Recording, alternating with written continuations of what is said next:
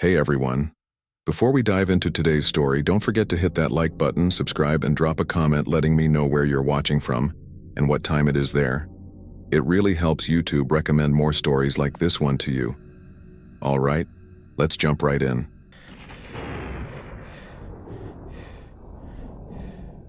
The first time he said he was outside, I didn't believe him. Not because I thought he was lying, just because I never told him where I lived. I was already on edge. You know when the room just feels off? The air too still, like everything's holding its breath. That's how it felt in my apartment that night. No music. No TV. Just my old fridge humming like it was nervous too. I was on my couch, swiping through Tinder like I do when I'm bored, and pretending I'm not lonely. I matched with this guy named Liam. He looked normal cute, in a clean kind of gym bro way. Not my usual type, but his first message came through almost instantly. "Hey, you've got a killer smile." I smiled at my phone. Cringy, but whatever. It beat sitting in silence. We started chatting. He was smooth. Not too intense, just enough interest to keep me engaged. He asked about my job, my favorite horror movies, what I was doing right now. I said, honestly? Sitting on my couch in pajamas. My Friday night is tragic, lol. He replied right away, red flannel pajamas with little ghosts on them. I froze. My thumbs hovered above the keyboard. I was wearing red flannel pajamas, with little cartoon ghosts on them. But I had never posted that anywhere. Not on Tinder. Not on my Instagram. Not even in a story. I stared at the screen and laughed it off, because what else do you do? Lucky guess? I typed. Haha, maybe, he said. I was about to put my phone down when he sent another message. You've got a cute setup. The string lights are a nice touch. My stomach dropped. I looked around my apartment like it was suddenly dangerous. The string lights were behind my couch. You couldn't see them from the street. You couldn't see anything from the street. I didn't move. Just sat there, phone in my lap, like I'd become part of the furniture. And then the message came, I'm still outside. BTW. I didn't even breathe. I got up slowly, like any sudden movement might trigger something, and tiptoed toward the window. My apartment's on the 3rd floor. No elevator. Just a crappy stairwell that echoes when people walk too fast. I peeked through the blinds. Nothing. Just the dim glow of the parking lot. A couple of cars. The usual flickering streetlight that makes everything look worse than it is. Maybe he was joking. Trying to freak me out. Some twisted way of flirting? I typed, outside where? 3 dots appeared. Then disappeared. Then came back. Then the reply, your building. 3rd floor. Lights on. That's when I turned off every light in my apartment. I don't know why that felt safer. It wasn't like darkness could save me. But I guess it made me invisible, and that was enough. I didn't want to call the cops. What would I say? Some guy I matched with on Tinder is being creepy? They just tell me to block him. So I did. I blocked him. And for a moment, everything felt normal again. I double-checked the locks. I even shoved my desk chair under the doorknob like some kind of horror movie cliché. I went to bed early, but I didn't sleep. Every creak of the floor above me made my heart stutter. Around 3 a.m., I finally dozed off until I woke up to a soft knock. 3 taps. Quiet. Measured. Not like someone who's lost or drunk. Like someone waiting. I didn't move. I stared at the door like it might open on its own. My phone buzzed. Unknown number. You blocked me. That's rude. I blocked that number too. I didn't sleep again that night. The next morning, I convinced myself I'd overreacted. Told myself it was just some loser who found my social media and guessed stuff. Maybe a neighbor. Maybe someone from the same building. That made sense, right? But I knew it didn't, because no one in this building would go out of their way to say hi, let alone stalk someone. Still, I needed normal. So I forced myself to go to work, text friends, laugh at dumb memes, pretend I wasn't checking every corner like I was being hunted. By the time I got home that night, I was exhausted. I hadn't even touched Tinder again. But then the weirdest thing happened. When I walked into my apartment, something smelled different. My place always smelled the same. Faint vanilla from the old plug-in by the door, and a hint of coffee because I live off caffeine. But tonight, it smelled like mint. Like cheap men's cologne and spearmint gum. My whole body stiffened. I checked the windows. Locked. The front door. Locked. Still had the chair propped under the knob. I walked slowly into the bathroom. I don't know what I was expecting, but the mirror was fogged up. Like someone had taken a hot shower, only I hadn't used the bathroom since that morning. That's when I noticed something written in the mirror. At first, I thought it was nothing. Just a smear or some leftover condensation. But then I leaned closer and saw it. Unblock me. I stumbled back so hard I knocked over my towel rack. I didn't scream. I couldn't. I backed out of the room, shaking, heart hammering like it wanted out of my chest. And then my phone buzzed. New number. Still outside. When that new text came through, still outside, I swear my whole apartment tilted. Like the floor wasn't stable anymore. Like reality itself slipped sideways for a second. I didn't even look through the peephole. I couldn't. I just stood there in the middle of my living room, shaking, breathing too loud, too fast. My own heartbeat felt like footsteps inside my ears. I tried to think. Call the cops? Run outside? Hide? But the idea of opening my front door, even just unlocking it, no way. No way in hell. Instead, I did something stupid. I texted back, "What do you want?" 3 dots. I watched them bounce for nearly 10 seconds. Then the reply, "To see you again." Again. As if we'd ever met in person, I forced myself to type, "We've never met." The answer came instantly, not officially. My skin crawled. My throat closed up like I was swallowing glue. I backed up until my shoulders hit the wall, and just stood there, listening, waiting for footsteps in the hall, waiting for my doorknob to twitch, waiting for something real, something concrete, because the not knowing was somehow worse. The apartment felt colder. Not dramatic horror movie cold, just this faint drafty chill that made the hairs on my arms stand up. Like the place itself was nervous, and I swear I heard something from the kitchen. A shuffle, a light scrape, like someone dragging a finger across the countertop, but I told myself it was the fridge, or the pipes, or my brain eating itself alive. I forced myself to walk toward the hallway. I flipped every light on as I went, like a coward. Bedroom, bathroom, closet, nothing. Nothing looked moved. Nothing looked touched. Except the mirror. Still fogged. Those 2 words, "Unblock me," softening as the condensation faded. I stared at my reflection, pale and shaky, and whispered to myself, "Please, please, please let me be imagining all of this." My phone buzzed again. I jumped so hard I smacked my elbow on the doorframe. "Unknown, you look scared." I swear my heart stopped. Just stopped. Because I wasn't near any windows. I wasn't near the blinds.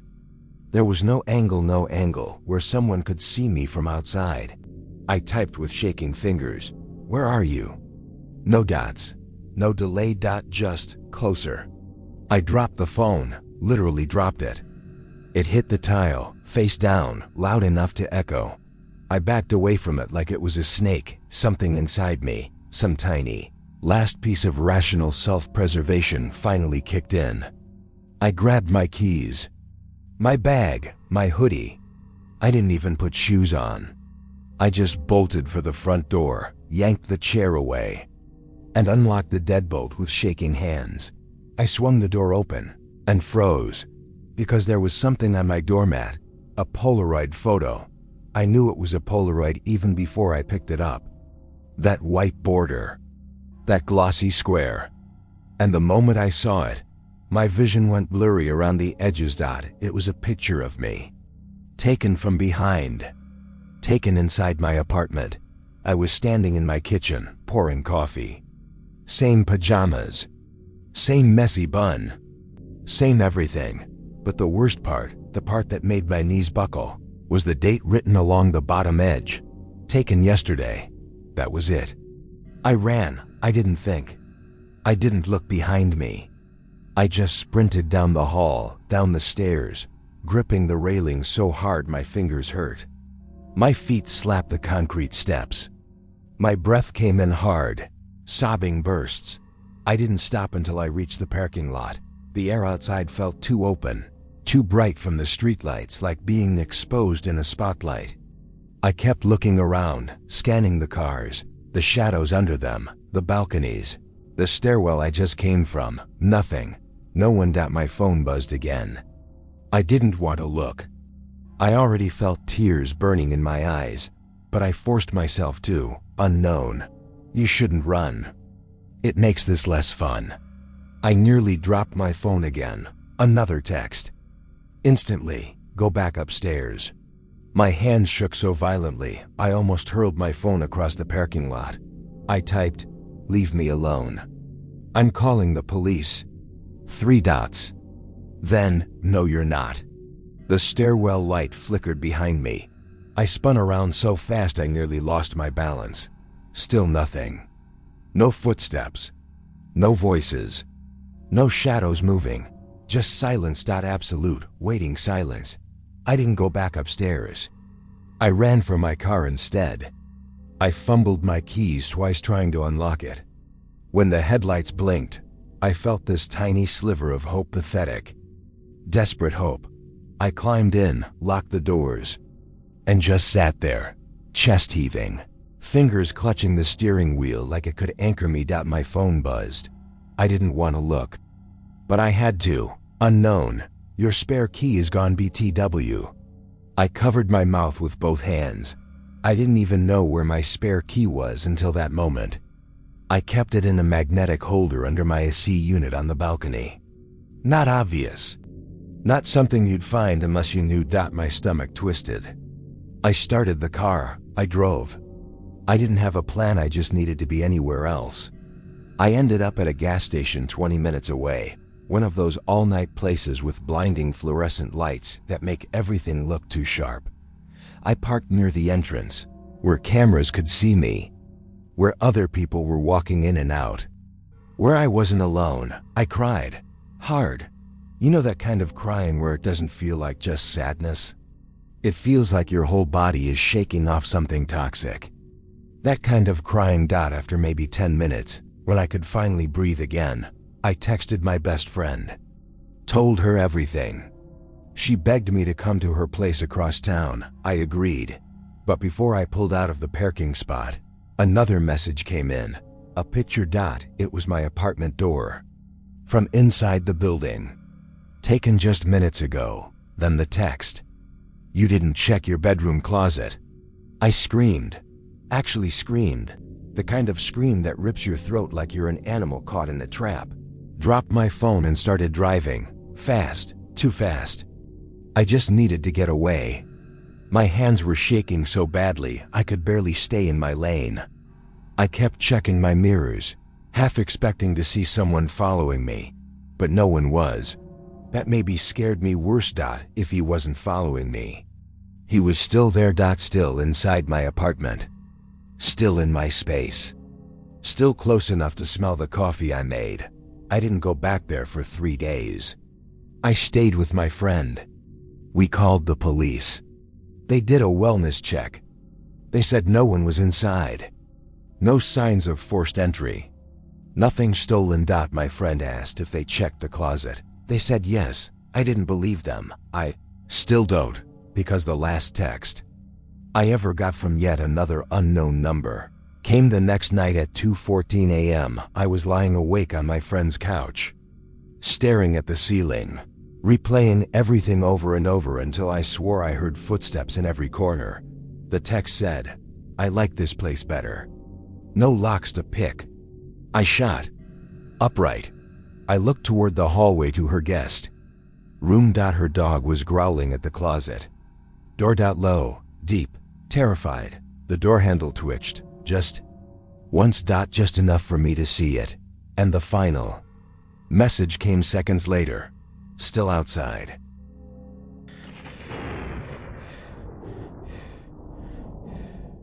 The first time I saw his profile, it felt like the app GLITCHED. Everything about it felt tailored to me, down to the stupid little things no one ever cares about. His top Spotify artist was mine. Same horror movie favorite. Same dog breed growing up. He even listed his go-to late-night snack as spicy dill pickles and lime chips, which, yeah, niche. But that's literally my weirdest craving.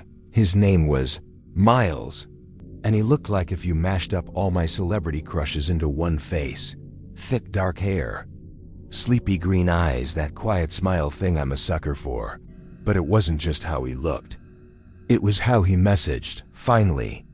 Someone whose taste doesn't make me want to puke. I laughed, swiped right, and messaged first. I was just thinking the same thing.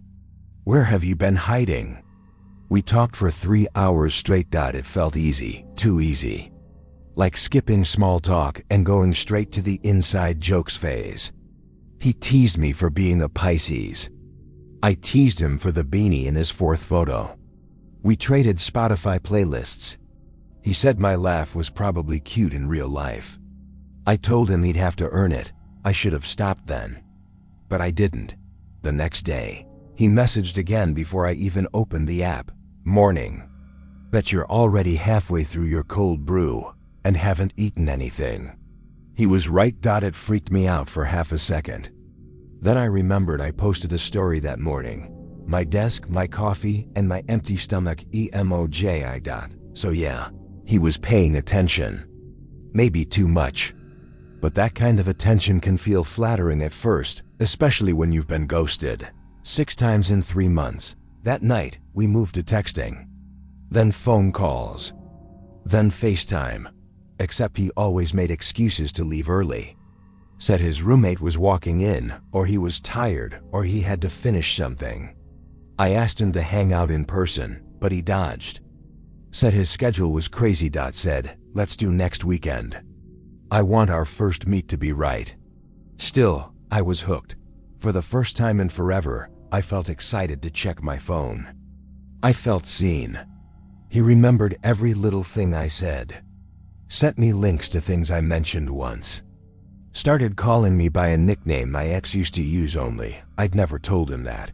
When I asked how he knew, he just said, "Some things just feel right." I tried not to overthink it. Until the night he sent me the photo. It was me, walking into my apartment building, taken from across the street.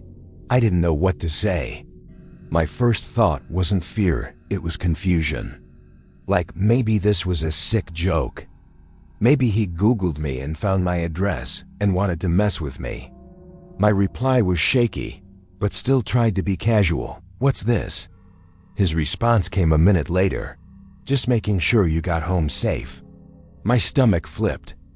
I didn't know what scared me more, the photo, or the fact that I had just gotten home 30 minutes earlier.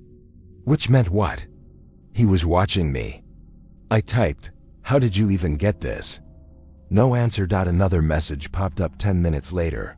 "You're so hard to find in person." This felt easier. I stopped replying. I blocked the number. Blocked him on Tinder. Deleted the app. My heart was racing so fast I could barely think straight. I remember pacing around my living room like a trapped animal, trying to tell myself this wasn't really happening. But I knew better, because when I went to check my door locks that night, something was different. I live alone in a 3rd-floor apartment with a heavy deadbolt and a door chain. I never leave the chain undone. Ever. That night, it was swinging loose. And I swear I heard footsteps down the hall, slow, deliberate, like someone had just walked away from my door. The next few days were hell. I tried to shake it off. Told myself maybe I forgot the chain. Maybe the photo was old. Maybe he had followed me. That one time and waited to send it later, but everything started to shift. I'd get emails with no sender info. Just blank subject lines and attachments I didn't open. My playlists changed. Songs I didn't remember adding would start playing. They were love songs, mostly intense, old school, obsessive sounding stuff. I thought it was a Spotify glitch. Maybe someone hacked me. So I changed all my passwords. New email. New Apple ID. I even turned off location services.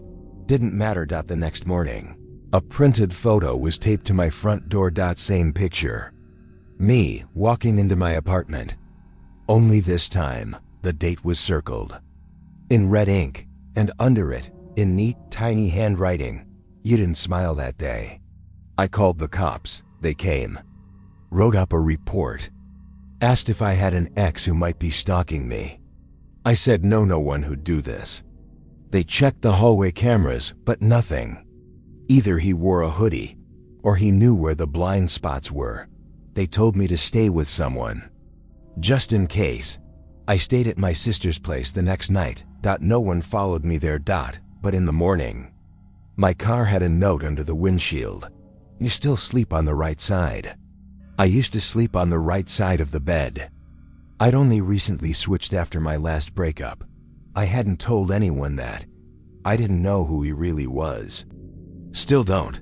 But the worst part was, I started noticing things that felt familiar. Not just online, but in real life.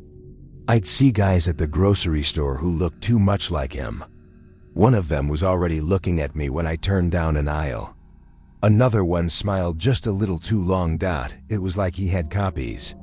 Like his face was shifting, reappearing, watching through different masks. I thought I was losing my mind. I booked a therapy session. Started keeping a journal. Took screenshots of every creepy message, every strange email. I thought maybe I could stay ahead of it.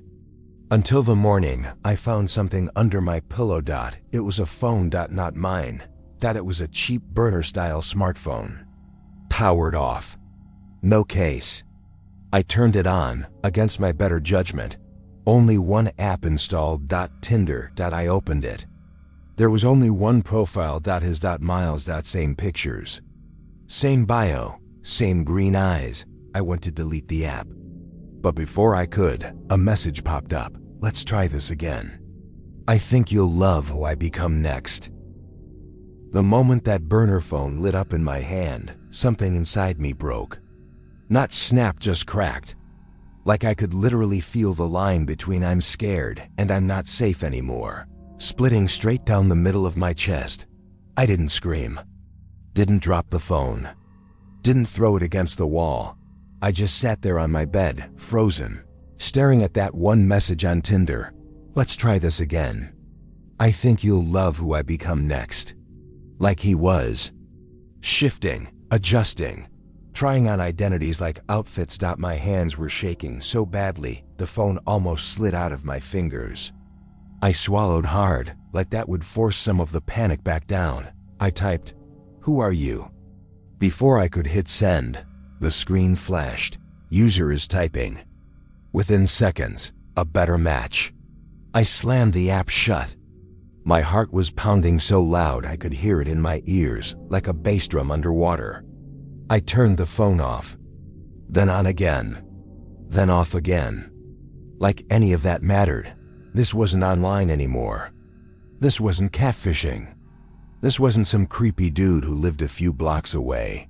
This felt organized, planned, designed, like someone had been studying me, and I kept thinking about the picture taped to my door, the one where he'd circled the date. "You didn't smile that day." How long had he been watching me? I didn't go to work the next day. I couldn't. I kept imagining him showing up and pretending to be a customer. Or waiting in the parking lot. Or worse, already there. Wearing someone else's face. Acting like someone who belonged. I stayed at my sister's again. She offered to call our parents. To get a hotel. To stay in groups. She even hid my car keys so I wouldn't drive back to my apartment in the middle of the night. but the burner phone kept buzzing. Not texts, not calls, just buzzing. Like a notification was trying to come through but couldn't. When I powered it on again, God knows why I did, it opened straight to Tinder, and a new message appeared. Leaving again? I dropped it like an idiot. I dropped it onto the hardwood floor and ran backward until I hit the couch. The screen glowed from where it landed, face up. Another message popped up. He never loved you. I do. He? Who was he? My ex? A friend? Someone he was pretending to know? But then came the third message. The one that made everything click just a little. Too easily. You shouldn't have told him about the right side of the bed. I covered my mouth. I never told Miles that. Not in text. Not on a call. Not even in passing. But I did tell someone. I told my therapist during a Zoom session. Just a small detail. One of those throwaway comments you make about sleeping weird after a breakup. There was no way he could have known that no way, unless... No, I didn't want to finish that. Thought. I didn't want to think about cameras or microphones or some stranger patching into my life like it was a TV show. But that burning pit in my stomach told me I wasn't wrong. When my sister heard me scream, she ran into the room and saw the phone glowing on the floor. She grabbed it before I could and flipped it over, hoping to see some normal explanation. But she froze. The screen showed a Tinder chat. Her voice cracked. Who the hell is this? I didn't know how to answer. I didn't know how to explain that this guy, this thing, seemed to know everything. Not just about me. About everyone. Before I could speak, a new message appeared. My sister read it out loud, barely a whisper. Hi. Laura, your hair looks nice today. She threw the phone across the room so hard it hit the wall and slid under the TV stand. I'm calling the cops, she said, voice trembling. Right now. But I grabbed her wrist. What if he's inside your Wi-Fi? What if he sees the call? What if she shook me off? He's not magic. He's not a ghost. He's a person.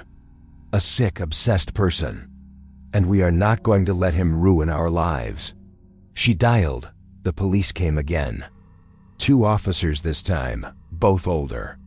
Worn out, tired-looking guys who'd clearly seen too much and didn't want more. They bagged the burner phone. Took a statement. Asked questions about stalking, exes, harassment. But when I mentioned the picture on my door, the one of me walking into my building, something shifted in their expressions. A kind of seriousness that wasn't there before. One officer asked quietly, do you have neighbors? Anyone who pays unusual attention to you? I shook my head. Anyone who seems to show up wherever you are? Again, I shook my head. How about coworkers? What are you trying to say? I whispered. He sighed. People like this, they usually aren't strangers. That was supposed to comfort me, I think. It didn't single quotes D. The police left. The fear didn't that night. My sister insisted we push her heavy dresser against the guest room door. Just in case. She tried to joke about it, but neither of us laughed. We both slept in the same room. Not slept. Just laid there, staring at the ceiling, listening for footsteps. Around 3:12 a.m. I heard something. Not footsteps. Not breathing. A click, like the sound of a phone camera taking a picture. Frozen, I reached for my sister's hand. Her fingers tightened around mine instantly. Did you hear that? She whispered. Before I could answer, the buzzing started again. The burner phone. Even though it was evidence. Even though the cops took it. Even though it shouldn't be anywhere near us. My sister sat up fast. That's not possible. But it was. I could hear it. A soft, steady vibration coming from. Oh God. From the closet. My sister scrambled across the bed like something was about to burst out. She grabbed her phone and turned on the flashlight, shining it toward the closet door. The buzzing got louder. I shook my head violently. Don't open it. Don't. She wasn't listening. She grabbed a baseball bat from under the bed. I didn't even know she had one, and edged forward. The buzzing intensified, like a swarm of trapped wasps. She pulled the door open. Nothing fell out. Nothing lunged. But there, on the floor, glowing blue in the dark, was the burner phone. Not bagged. Not gone, sitting upright. Screen lit. Another notification. DINGED. My sister covered her mouth. A new Tinder message. You smile in your sleep. By the way. I screamed. She grabbed the phone and threw it at the wall again, shattering the screen this time. And before the glow died out completely, one final message appeared through the cracks. Closer. We left the apartment in under a minute. We didn't pack. Didn't change clothes. Didn't even shut the lights off. We just ran. My sister started driving us to the nearest police station. I sat in the passenger seat, hands numb, brain buzzing like it was full of static. How did the phone get there? She kept whispering. How did it get upstairs? How did he? I didn't answer. I didn't have one, but my mind kept circling something the officer said. People like this, they usually aren't strangers. Someone who knew my apartment. Someone who knew my sister's layout. Someone who knew details I only shared in private conversations. Someone who had access. My stomach bottomed out. My therapist. I'd been doing online sessions for months. Video calls. Audio calls. I talked about my apartment. My routines. My fears. My dating life. I told herself I'd been talking to a new guy. I told her he seemed too perfect. I told her weird coincidences freaked me out. She had access to everything. I grabbed my sister's forearm. Turn around. What? Why? Just do it. We need to go to my apartment. Her eyes widened. No, not happening. It's not him. Not the guy. It's someone else. Someone who's been listening. Who? But I couldn't say it out loud. Not yet. I called my therapist instead. It rang once, twice. Then she answered. Voice soft and calm. Hey, you didn't have a session scheduled today. Are you okay? My throat squeezed shut. She sounded normal. Too normal. My apartment, I whispered. Has anyone been there? Anyone you know? Silence. Then a giggle in the background. Something light. Something masculine. My therapist said. Oh, sorry, my assistant's here. Didn't mean to distract. I hung up. My blood ran cold. Assistant. She'd never mentioned an assistant. Not once. I checked her website. Updated 2 days ago. New staff member added. Name, Miles K. I didn't read the rest as my heart stopped. Miles wasn't someone random online. He wasn't a stranger. He was my therapist's assistant. He had access to my sessions. My audio files. My personal details. My location data from telehealth. Everything. He wasn't becoming someone new. He was refining me. Studying me. Learning how to be the version of himself he thought I would want. He knew me before I ever swiped right. My apartment was already open when we got back to the building, against all logic. All survival instinct. The front door wasn't even latched. Just cracked open. My sister grabbed my hand and whispered. We're not going in there. But someone wanted us to. Because in the dark hallway outside my apartment door lay a trail of Polaroids. Each one showing a different angle of my apartment interior. The kitchen. The bathroom. The bedroom. The inside of the closet. And at the end of the trail, a final picture. Me. Sleeping. In my sister's guest room. Taken maybe an hour earlier. My chest tightened. My vision to UNNELED. Someone had followed us. Broke into her place. Stood close enough to take that photo. My sister was shaking violently. Where is he? Where is he? I didn't know, but then I heard a voice inside my apartment. A man's voice, calm, soft, smiling through the words. Come inside. I want to show you something. My sister pulled me back, terrified. But I stepped forward, I don't know why. Maybe shock. Maybe instinct. Maybe because I knew this wouldn't stop unless I faced him. Or maybe because he knew me too well. The door creaked as I pushed it open. Lights were off. Apartment silent. But in the middle of the living room, my phone was sitting on the floor. My real phone. Beside it, another Polaroid. I picked it up with trembling fingers. It was a picture of my sister and me in her car, taken just minutes earlier.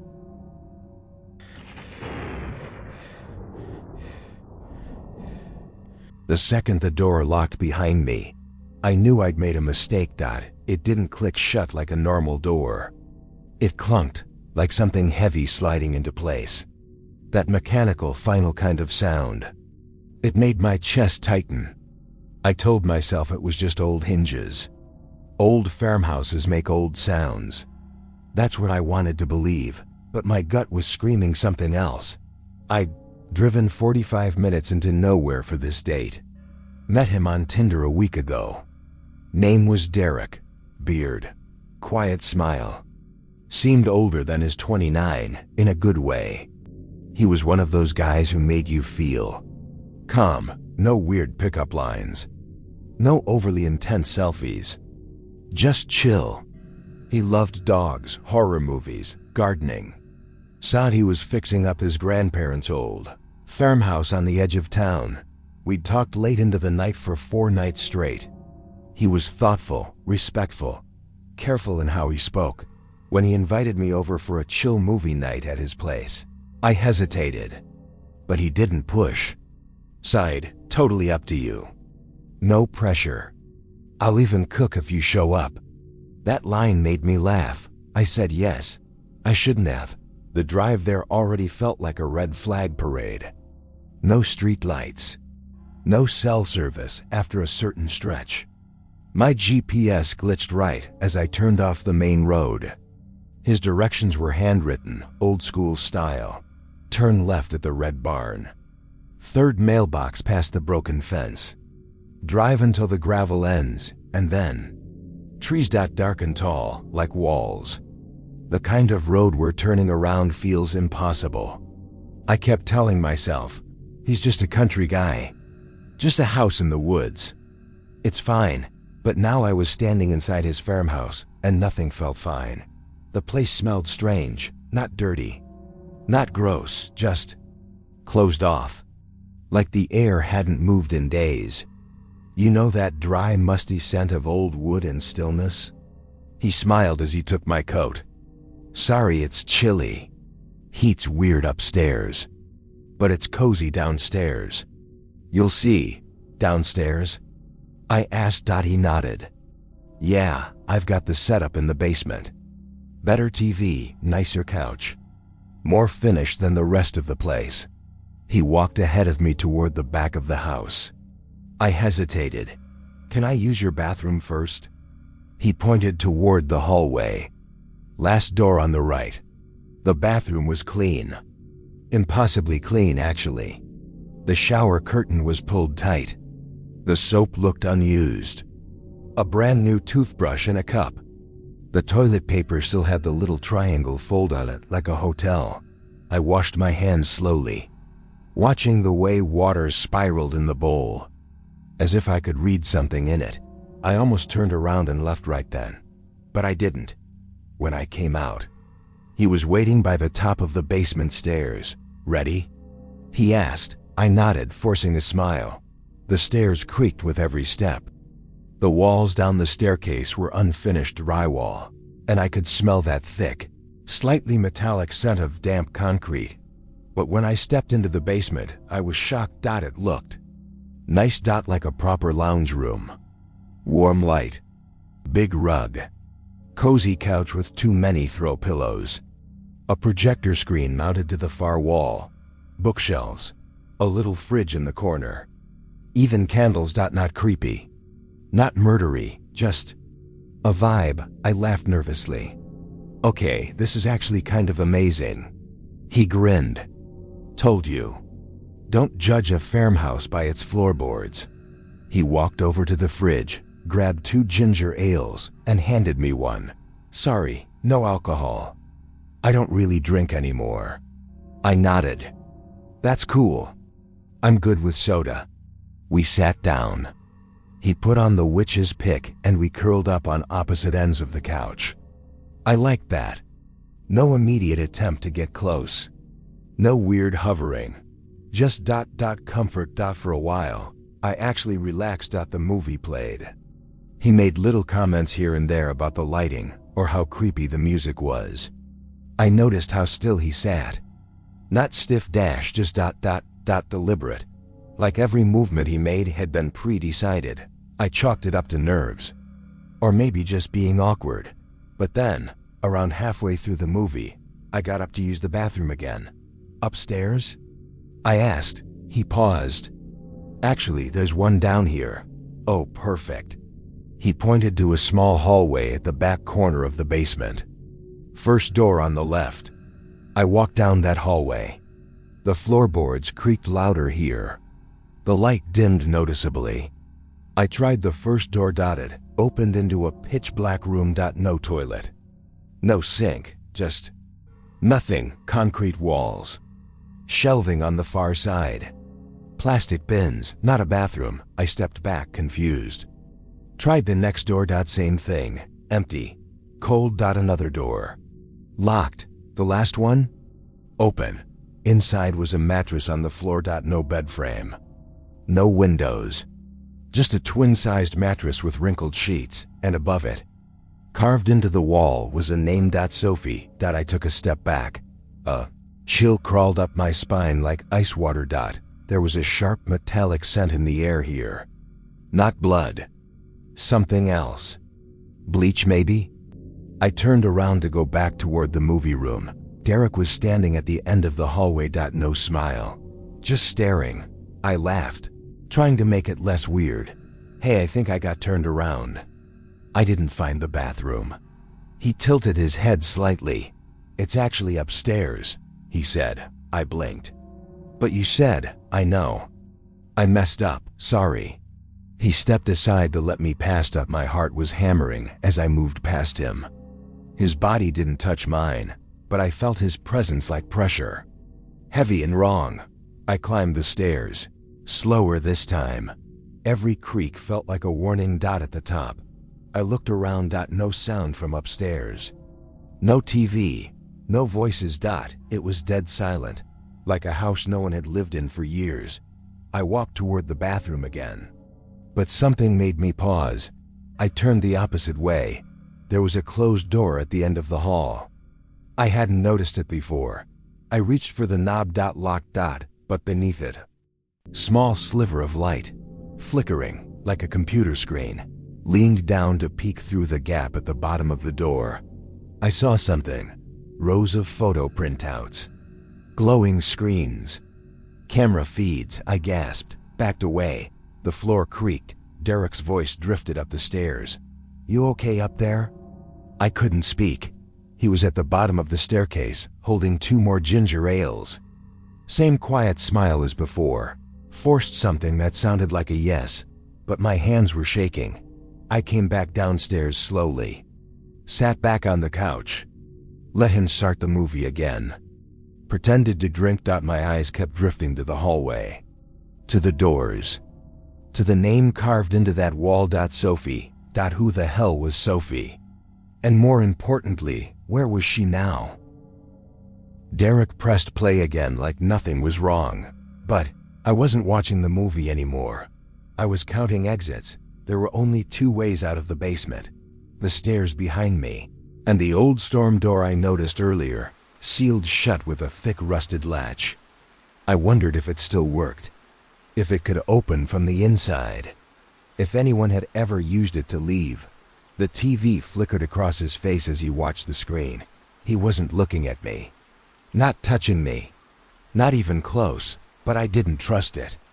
He was too still, too calm. Like he didn't need to do anything. Because it was already done. "Hey," I said, voice a little higher than I wanted. "Would it be okay if I used the bathroom upstairs again?" He didn't answer right away. Just blinked slowly, then nodded. Of course. But when I stood up, he didn single quotes to dot, he just sat there, watching me walk away. I made it to the top of the stairs, and turned right again, not toward the bathroom, but the locked room with the flickering light. My heart was pounding so hard I felt dizzy. I crouched down and tried the knob again, still locked. I checked the hinges. They were on this side, which meant if I had something flat enough like a butter knife or screwdriver, I could unscrew them. I ran to the kitchen. I didn't even care about being quiet anymore. I yanked open drawers until I found something, an old bent steak knife. Close enough, I ran back, breath shaking, and started unscrewing the top hinge. The metal groaned. The screw barely turned. But I kept going. One screw, then another. Then another. The second hinge was tighter. I twisted harder, until footsteps coming up the stairs, slow, unhurried. Like he knew. I froze. The last screw dropped into my palm. Just as I heard the final step creak, I slipped the knife into my pocket, pressed myself flat against the wall beside the door, and held my breath. The footsteps stopped at the top of the stairs. Silence. I could feel him standing there, just out of sight. Then his voice. Looking for something? I didn't answer. My whole body went cold. Then he laughed soft and low. You're not the first one to peek, you know. That stopped me. Not the first. I turned slowly, heart rattling inside my ribs, and stepped into the hallway. He was standing there, arms crossed, watching me. I wasn't trying to. I know, he said. Paused. Then. Want me to show you? I stared at him, terrified, but something inside me whispered, better than him catching you snooping. So I nodded. And he smiled like I'd passed some kind of test. He turned to the door and slid a key from his back pocket. When he opened it, I understood everything. It was a room full of monitors. Old, new, hacked together. Some had flickering black and white feeds, others in color. All silent. All watching. Every part of the house had a camera. The bathroom, the basement hallway, the staircase, the kitchen, even the front porch. But that wasn't what made my stomach twist. It was the other feeds. Not this house, not this town, not even me. Dozens of women. All on camera, all unaware, some in cafes, some in their bedrooms, some walking their dogs. All filmed from odd angles, hidden, blurry, invasive. There were folders too, labeled by names: Sophie, Lauren, Emily, me. He stepped behind me. I could feel him there. Your folder 7, he said quietly. I turned to look at him, voice barely audible. What happened to folder 1? He smiled, then pointed at the last monitor one I hadn't noticed. It was a live feed of that back basement hallway. The one with the mattress on the floor, the one with Sophie's name carved into the wall. She left, he said, but her room's still here, just in case. I backed away. He didn't stop me. He just said, you could have stayed, you know. We got along really well. I liked how careful you were. Thoughtful, not like the others. I turned and bolted. Down the hallway. Down the stairs. Toward the front door. Locked. No key. I spun around, looking for anything to break the glass. A chair, a vase. But every object in the room was soft, dull, or bolted down. He'd prepared for this. I ran toward the kitchen, another dead end. He wasn't chasing me. Just walking. Steady and slow. Like he knew I wouldn't make it far. I ducked into the pantry. Slammed the door.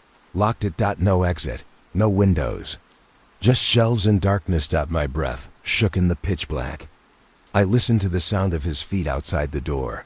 Then a knock. Gentle, rhythmic. He said, I liked you best. I don't know how long I was in there. Hours maybe. But eventually, the footsteps faded. The knocking stopped, and the silence became unbearable. I cracked the door open. Nothing. The hallway was empty. I crept out, heart hammering so hard I felt sick. No sign of him. I stepped toward the living room, still locked.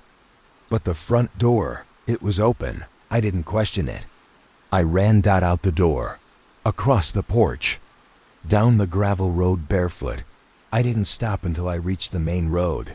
They never found him when I finally made it to a gas station. The guy behind. The counter called the cops before I could finish explaining. They sent officers. We drove back. The house was empty. No Derek. No monitors. No folders. Nothing. Just a dusty basement and a locked storm door. Like I'd imagined the whole thing. They asked questions, took statements. But I could tell they didn't believe me. Not really. There was no record of Derek, no fingerprints, no online profile. Even the Tinder chat was gone. Like he'd erased himself. Like he'd done it before. 3 weeks later I got a package in the mail. No return address. Just a plain white envelope. Inside was a Polaroid. Grainy, dimly lit dot it showed me. A sleep dot in my own bed. And behind me, barely visible in the shadows, was a silhouette. Standing still. Watching, on the back of the photo. In small, neat writing. Folder 8.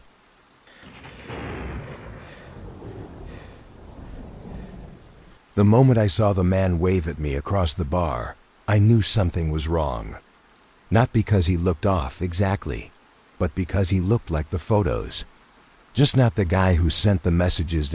It's a hard thing to explain unless you've been on dating apps long enough.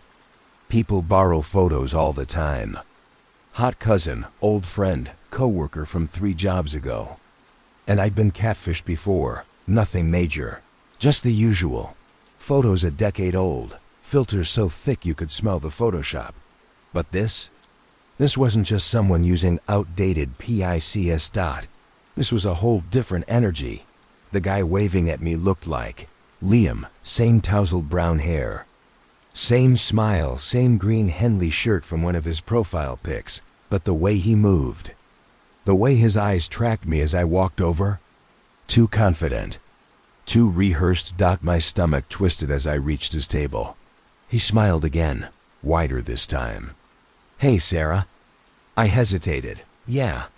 He stood up to hug me, and I panicked, awkwardly sidestepped into a handshake instead. His palm was cold. Dried out. He didn't seem fazed. Just laughed and gestured for me to sit. The bar was busy, but not loud. One of those places with exposed brick, Edison bulbs, overpriced cocktails. Not somewhere you'd expect anything bad to happen. I sat across from him and tried to act normal. He kept smiling. "So," I said, forcing casual, "I guess I beat you to the punch. I thought you were gonna message me when you got here." His smile didn't falter. "Didn't need to. I saw you first." That didn't make sense. I just parked. I'd been watching my phone the whole time, waiting for a message. Nothing. Not even a, "Hey, I'm here." He waved the waitress over without asking me what I wanted. "She have the pomegranate mule." "I'll do the basil gin fizz." I blinked. That was my favorite drink. I had mentioned it once in a reply to a story he commented on. But it was weeks ago. Buried. It felt like he'd been studying me. I forced a laugh. Stalker vibes. "You remembered." He didn't laugh. Just tilted his head and said, "It's not stalking if I'm supposed to know you." That made me pause. Before I could ask what he meant, the drinks arrived. He lifted his glass in a toast and clinked mine a little too hard. I took a cautious sip. "You okay?" he asked, studying me over the rim of his glass. "Yeah, just..." I glanced down at my phone. "I guess I'm surprised. You look different in person." "Better?" he asked instantly. I hesitated. He leaned in. "Do I look like someone you'd trust?" It felt like a trap. I laughed awkwardly. "That's a weird question." He shrugged. "Just curious." I changed the subject. Asked about his job. Marketing, supposedly. He said he worked remotely, spent most days building things online. But when I asked what company, he dodged. "We partner with a bunch of different platforms. You probably wouldn't know the names." Then I asked where he lived. "Not far," he said. "But I'm looking for something closer." "Closer to what?" He grinned. "You." I pretended to laugh, but something inside me twitched. It was too much. Too soon. Too practiced. Half an hour in. I was done. I faked needing the restroom and texted my best friend from the stall. Me. This guy is giving me the creeps. It looks like pics but feels wrong. Me. Gonna sneak out the side. Can you call me in too? She sent a thumbs up. My heart was thudding. I came back to the table smiling. Grabbed my purse. Everything okay? He asked. Actually, I think I'm gonna head out. Early work day tomorrow. His face didn't fall. Didn't flinch. He just said, already? I nodded. Yeah, sorry, it's not you, just tired. He didn't move, didn't even look surprised. Just said, that's okay. I'll walk you to your car. My skin went cold. I lied. I Ubered. Another lie. It's already outside. But then my phone buzzed. A call from my friend, right on cue. I grabbed it. Hey, yeah, I'm just coming out. No, I see you. Be there in a sec. I hung up and gave him an apologetic smile. He didn't say anything. Just watched me stand up. Like he was memorizing every movement. See you around, I said. He finally smiled again. Yeah, you will. I thought that was the end at WSN single quotes T. 3 days later. I got a message request on a different app, one I don't even use often. It was a photo, a screenshot of me walking out of the bar. Taken from across the street. Same outfit.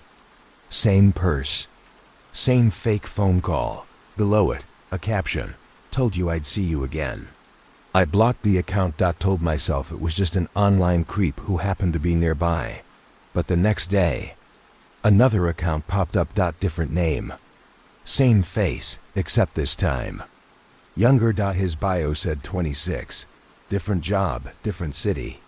Same photos, just slightly edited. New filter, new background. But when I swiped through, my stomach dropped. The last picture was us at the bar. He was sitting in the same spot, same drink in hand. I was walking away in the background, head turned slightly. It wasn't a selfie. It was a surveillance shot, and I hadn't seen anyone taking it. That night, I got a text from a number I didn't know. You looked scared. You shouldn't be. I blocked it. 10 minutes later, another message came from a different number. I wasn't trying to scare you. I just want a do-over. And then, can we start again? I'll be better this time. The texts kept coming all night. Each one from a different number. Each one a little more personal. A little more familiar. He started referencing things I hadn't said online. Private things. You always brush your teeth for exactly 2 minutes. That's cute. You mumble when you talk to yourself in the mirror. You should keep the green sweater out. It's your best color. By 2:30 a.m., I had blocked 4 different numbers. Deleted Tinder. Turned off my location. Logged out of every social account I had. But the final text before I passed out said, logging out won't help. I'm already signed in. I didn't sleep. The next morning, my laptop camera light was on just faintly. Like it had blinked once when I opened the lid, then stopped. I hadn't turned on Zoom. I wasn't in a call. I wasn't recording anything. I covered it with a sticker. Then ripped it off. Then covered it again. I called IT at my job and asked if they could scan for anything weird. The guy on the line said, "You've got a lot of remote access pings.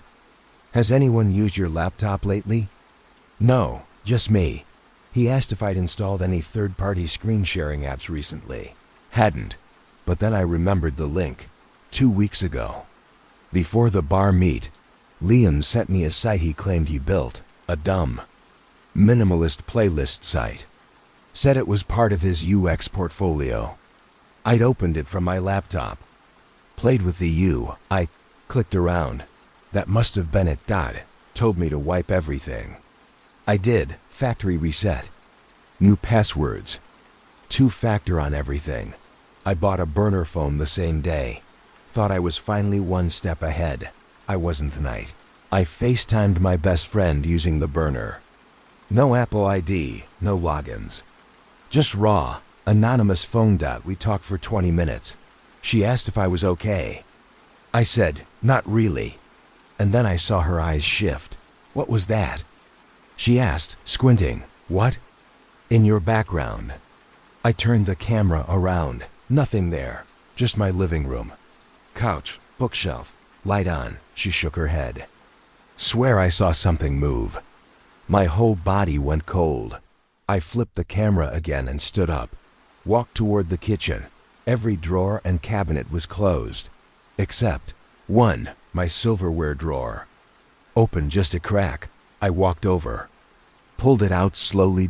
And lying on top of the forks was a printed photo, not a phone photo. A Polaroid. It was a picture of me and Liam at the bar, but I had never seen anyone take it, and this time, I was smiling. My best friend was still talking on the phone, asking what was happening, but her voice felt 1,000 miles away. On the back of the photo, in sharp black ink, let's use this one for the next account. I went to the police. They filed a report. Told me I'd probably been targeted by a stalker. Said the app company wouldn't give up data without a subpoena. They suggested getting pepper spray, changing locks, looking into a temporary restraining order if I could prove who he was. ICOULDN single quotes T. Every trace of Liam was gone. Profile wiped. Pictures scrubbed. Reverse image search? Nothing. Even the messages had disappeared from my cloud backup. It was like he'd never existed. 2 days later, a new profile appeared on Bumble. Different name. Different city. But same face. At first. The longer I looked, the less sure I was. The jaw was sharper. Eyes bluer. Smile wider. It was like Liam, but adjusted. Upgraded. Re-rendered. And his job? Cybersecurity. His first message? You look even better in real life. Then it got worse. I started seeing versions of him in real life. At the pharmacy. At the DMV. Even once behind the register at a convenience store 3 towns over. Every time, something was slightly off. Same eyes. Different beard. Same voice. Different teeth. It was like he was experimenting, refining, trying to land the perfect disguise. The one I wouldn't run from. And then one day, I didn't. Rooney went to a new coffee shop across town. Trying to feel normal. New baristas, new music. Different crowd. Sat by the window, ordered a latte. And when I looked up, he was sitting at the table across from mine. Only this time, I didn't recognize him immediately. He looked different enough. Like someone new, but familiar. And he smiled at me, not in a creepy way, not intense. Just warm. Charming. He said, you look like someone I used to know. I felt my throat tighten. I wanted to run. I didn't. I just stared. He didn't push. Didn't flirt. Didn't say anything else. He just got up, dropped a business card on my table, and walked out. The card was blank except for a QR code. I scanned it in my car. It opened a Tinder profile.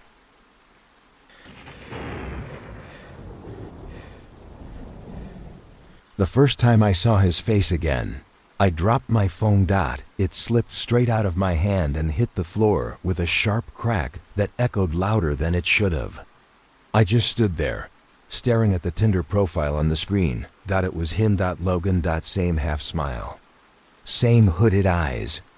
Same dark jawline and little scar above his left eyebrow. A scar I gave him. Only. It wasn't his name. The profile said, Jake, 29. I hadn't spoken to Logan in over 2 years. Not since the breakup. Not since the incident. Not since I filed the police report. You need to understand something about Logan. He wasn't just a bad boyfriend. He was the kind who breaks things when you say no. The kind who apologizes before you're done crying. The kind who reads your messages when you're asleep and twists your words into knives. When I finally left, it was messy. He swore he'd never let me go. He called every night for 2 weeks straight. Then, nothing. For almost 2 years, he vanished. I blocked every number, deleted every photo, moved cities, changed jobs, cut my hair, everything. So when I saw his face on that profile, it felt like the floor dropped out from under me. At first, I told myself it was just a look-alike. People have doppelgangers. Maybe it was a recycled photo. Maybe it was AI. Maybe someone stole his old pictures and made a fake profile. So I reverse image searched the photo. Nothing. No results. Not even in my old albums. It was him. But not from any picture I remembered. Then I swiped right. I didn't mean to. I was just staring too long and my thumb twitched. Panic slammed into my chest, but I figured, whatever. What are the odds he'd swipe back? Not even 5 minutes later, I got the notification. It's a match. I stared at my screen like it might explode. Then came the message. Hi Nora, not hey, not sup. Not some weird pickup line. Just my name. My real name, which wasn't on my profile. I'd changed it months ago, and I never told Jake or Logan anything about this new account. I froze. Then replied, do I know you? The dots popped up immediately. Typing. Gone, then back again. We haven't met yet. But I know you. My heart slammed in my chest. This wasn't just creepy. This was intentional. Whoever this was, Logan or not, was playing a game. One I didn't sign up for. That night, I had a dream I was back in his apartment. The yellow kitchen tile. The crack in the ceiling over his bed. The sound of his dog snoring from the next room. Everything was exactly like it used to be. He sat across from me at the table, smiling like nothing ever happened. You shouldn't have left, he said. I woke up gasping, drenched in sweat. My phone buzzed. 2:41 a.m. A text from a number I didn't recognize. You still cry in your sleep. I didn't tell anyone at first. I thought maybe I was spiraling. That seeing someone who looked like him triggered some PTSD loop in my brain. But things kept slipping. The next day, Spotify started suggesting music I hadn't listened to in years. Our music, that one acoustic cover he used to play in the car on repeat. A playlist we made together during our first month. The title of the playlist? Come Back Soon. I never made that playlist, but it was under my account. That night, Netflix recommended a show he used to watch.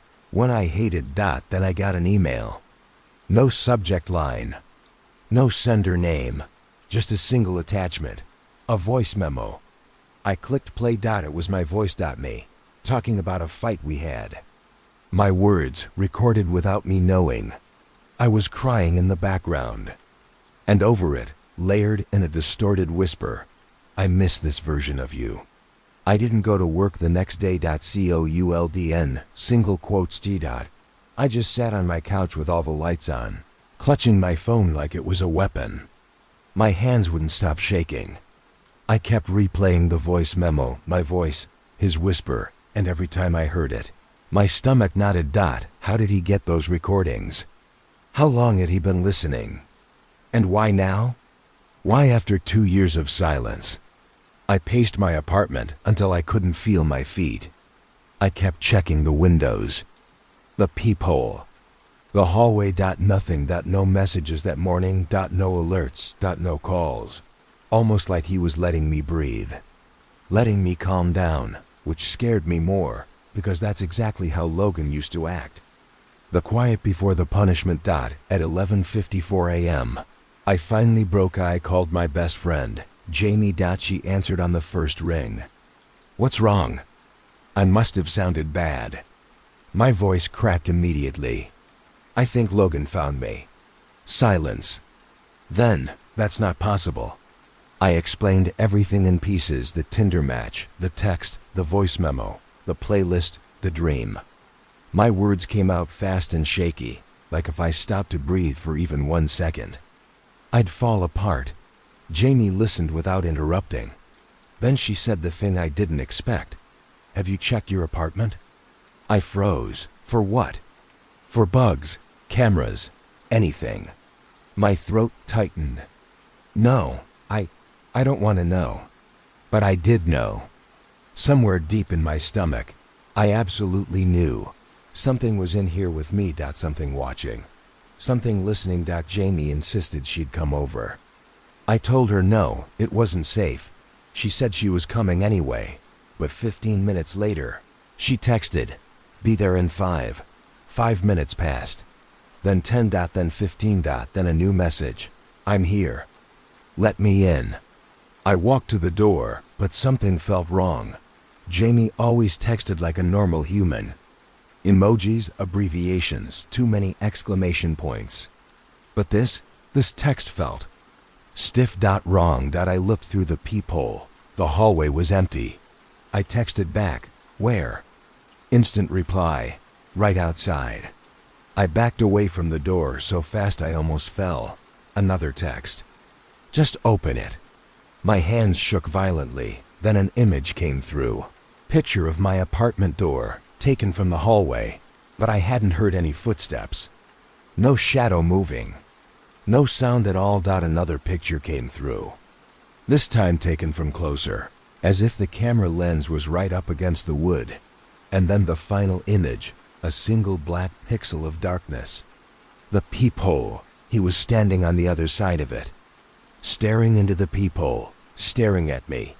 I ran to my bedroom and locked the door. I should have called the cops. I should have called anyone. But panic makes you stupid. Panic makes the world shrink into a tunnel. I pressed my back against the door and held my breath as my phone pinged again. Another message. "You don't have to be scared. I'm not mad. I just want to talk." It wasn't Jamie. It was him. It was always him. "Then you left too soon." I wasn't finished. Tears blurred my vision. I turned my phone off. I didn't care. I didn't want to see anything else. But a second later, my bedroom speaker turned on. A soft crackle. Static. Then my voice screaming. A recording from the night I left him. The last fight. His voice layered over it. Gentle. "You sound just like you used to." I covered my ears. It didn't matter. The sound filled the room, wormed under my skin, vibrated in my bones. Then the screaming stopped. Silence. Followed by a soft knock on my bedroom door. 3 taps, slow, deliberate. Then he whispered, "Nora, open up." My blood ran cold. The knocking wasn't coming from the front door. It was inside the apartment, inside the bedroom hall. He was in here. I don't fully remember what happened next. Trauma makes memories smear like wet ink. But I remember grabbing my phone, shoving my dresser toward the bedroom door, climbing out my window barefoot like a terrified animal. I ran across the parking lot until my lungs burned. I didn't go back for weeks. The landlord let me break my lease. I moved cities again. Stayed with a cousin. Slept with the lights on for a month straight. Every time I checked my phone, I expected to see a message from him, but it was quiet. For the first time in a long time. Too quiet. I thought I was safe again until last Thursday. I was in my new apartment, unpacking, trying to rebuild some version of a life. My phone buzzed. A Tinder notification. My stomach dropped. I hadn't re-downloaded Tinder, but it wasn't a match. It was a push notification. "Welcome back. Nora, you have one new message." My hands went ice-cold. I opened the app. It logged me in automatically. Same photos from my old account. Same bio. Same everything. But someone had matched with me. I looked at his profile. Not Logan, but his face, a slightly older version. Cleaner shave. Different haircut. Like someone aging him up using filters. But his eyes were exactly the same. And his message. "Took a while to find you again. But I always do." Another message came a second later. "Check your speakers." My apartment speakers clicked on, a soft beep. Then a recording started playing. It was him, not screaming. Not angry, not distorted. Calm, tender, almost loving. "You can move. You can change your name. You can change your life. But you and I, we're cinced. Glitches always fix themselves. I covered my mouth because I could hear something else in the background of the audio. A door. Creaking, footsteps, breathing, but not from a recording, from inside my apartment, inside my hallway, my phone vibrated. AGAINA final message. Open the bedroom door. And then a knock, right behind. ME, soft, patient, Logan, single quotes, S voice. Nora, I'm here.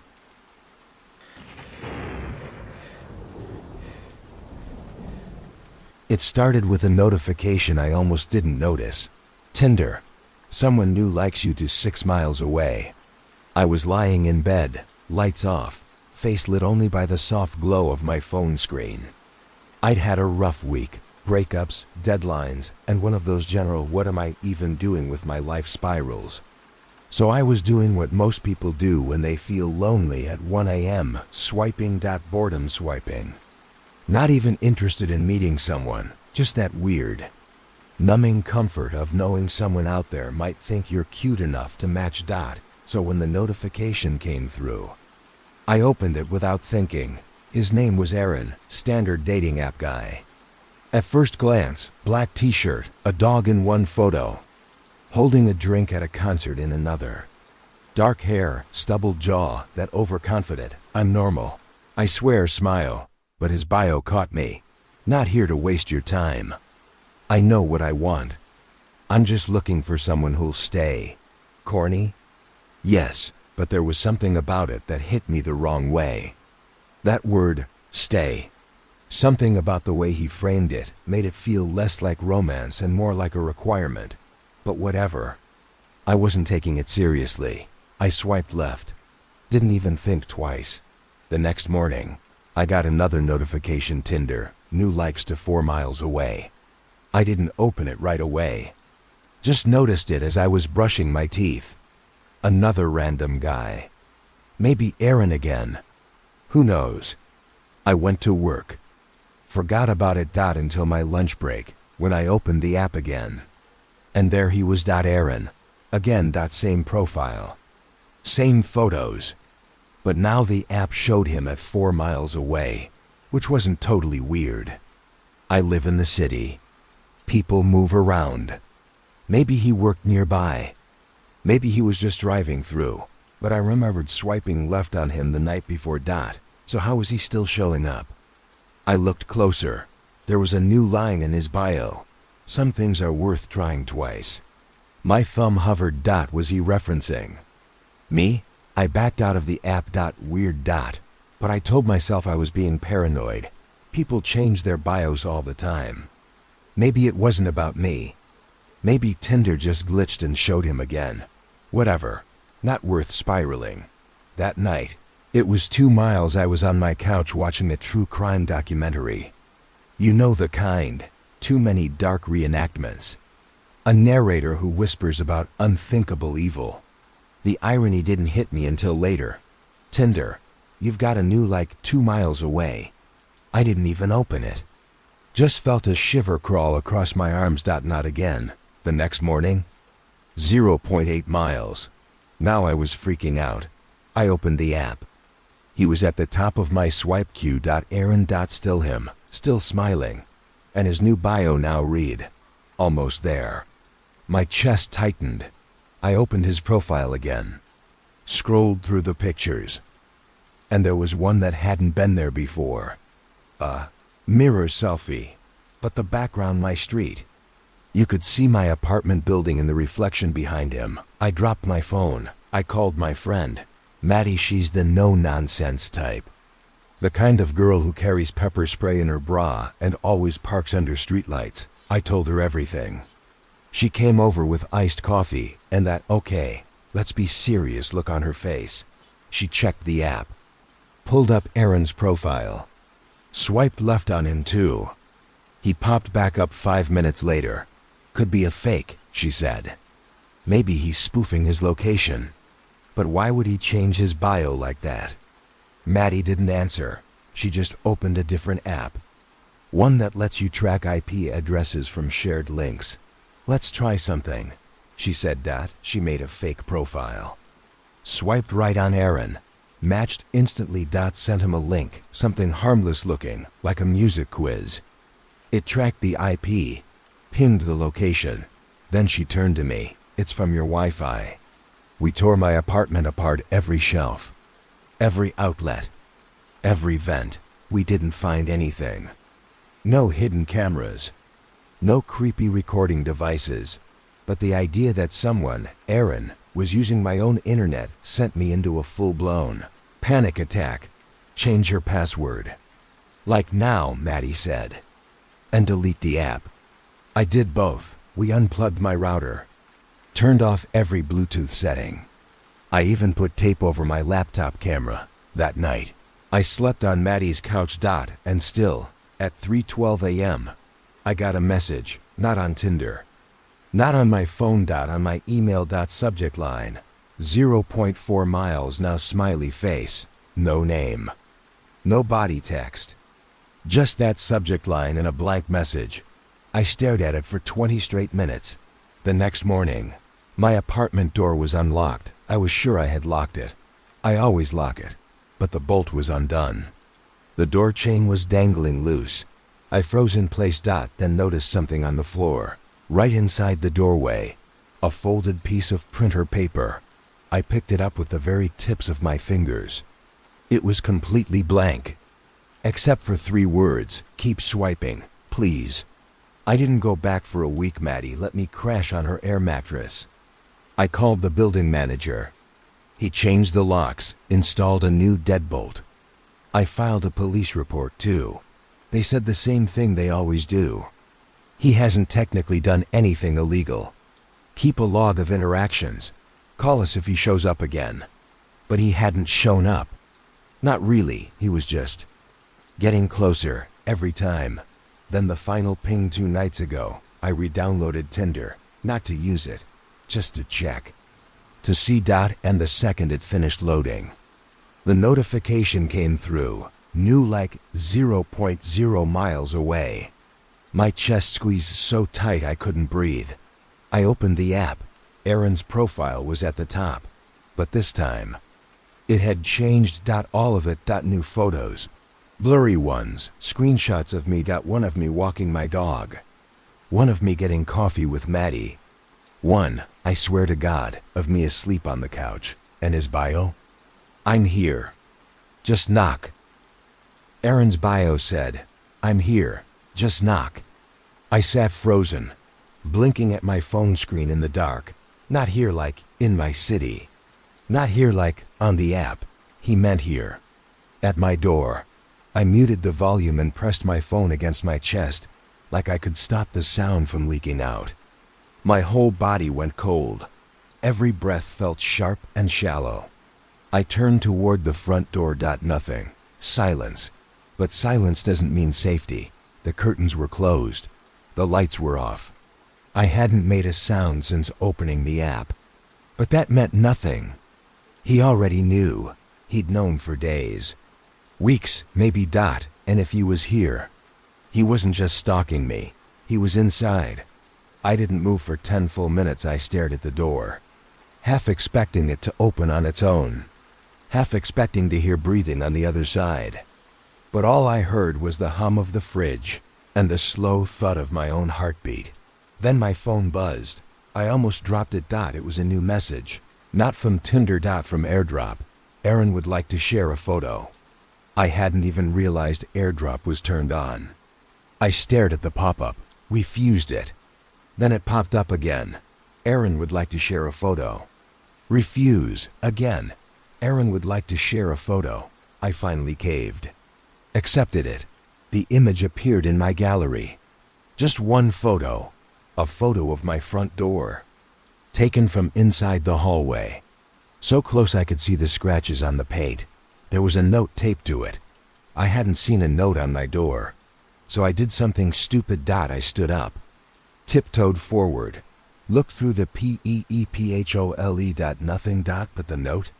It was there now. A small piece of paper, barely hanging on by a piece of clear tape. I opened the door just enough to snatch it off and slam it shut again. Then I read it. You finally downloaded the app again. I was waiting. I should have left right then. I should have grabbed a bag and run. Gone to Maddie's, called the police, anything. But I was past fight or flight. I was somewhere else now. Freeze. I locked the door, then put a chair under the knob. Then I sat on the couch with my phone in one hand and a kitchen knife in the other. It was 2:38 a.m. I stared at the door until my eyes burned. I must have fallen asleep because the next thing I remember was the sound of a soft knock. Not loud, not aggressive.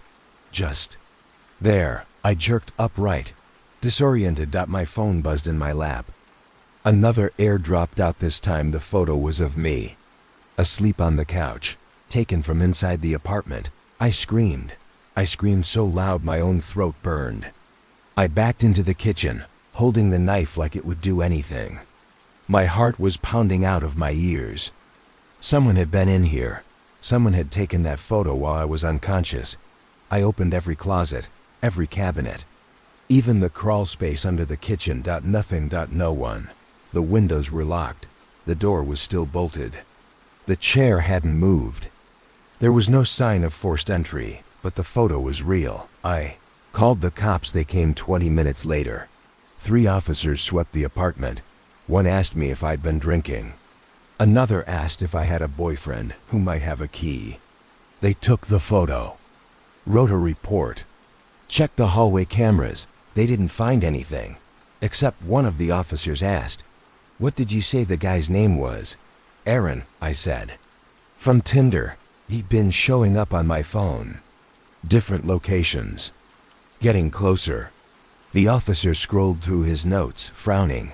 "There's no one by that name living in this building. Or visiting. No entries logged with that face. No matches on the cameras." He hesitated. "But there's someone who works for the leasing office part-time. Just joined last month. Said he was a tech contractor. Helped install smart locks." I stared at him. "Do you have his name?" He nodded. "Guy named Logan, dark hair. Dog in his profile picture. Looks kind of like..." "Stop," I said. "That's him. That's the same guy." But Logan wasn't Aaron. Aaron wasn't real. He was a mask, a recycled identity, an algorithm. A scripted version of someone real. The officer said they'd follow up. That I should stay somewhere else. That I should change my passwords and notify my landlord. That night I packed a bag and went back to Maddie's, but even she looked uneasy. "You sure he's not watching you right now?" she asked, only half joking. I wasn't sure of anything anymore. The truth didn't sink in until 3 days later. Maddie was at work. I was alone in her apartment, trying to apply for jobs, trying to feel like a person again. Then I got a text from a new number. "You look better here. It suits you." Attached was a photo of Maddie's apartment building, taken from the alley behind it. The second photo came in seconds later. The window. The exact window I was sitting beside. I dropped my phone. Tried to call Maddie. Straight to voicemail. Then the screen lit up again. FaceTime request. Aaron. I hadn't reinstalled Tinder. I didn't know how he got my number. I didn't want to know. I rejected the call. A text came through immediately. "Come back to your place. I cleaned up for you." I shouldn't have gone back, but I had to know. I needed proof. Maddie begged me not to go, but I promised I wouldn't go inside. Just a quick drive-by. Just to see. I parked across the street, and sure enough, the lights were on.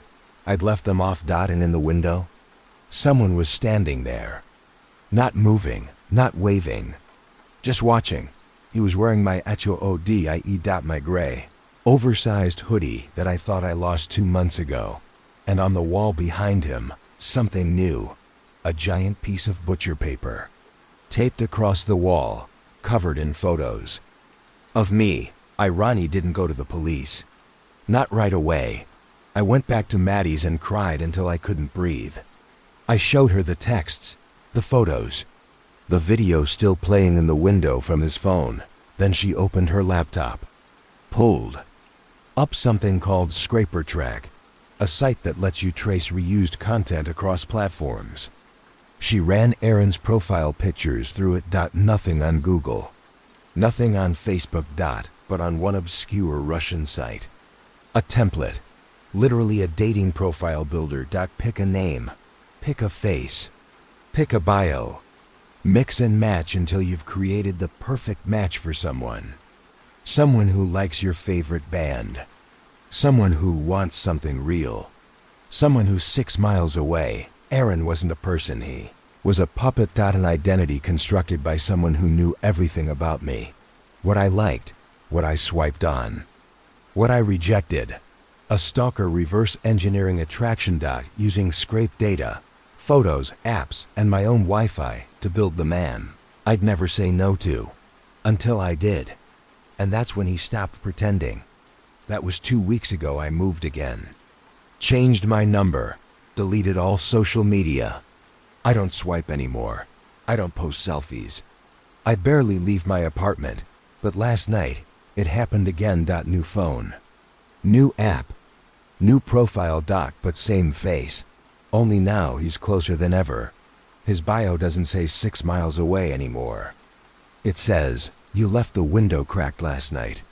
And when I got home, the window was open. By an inch. Just wide enough to slip a camera through.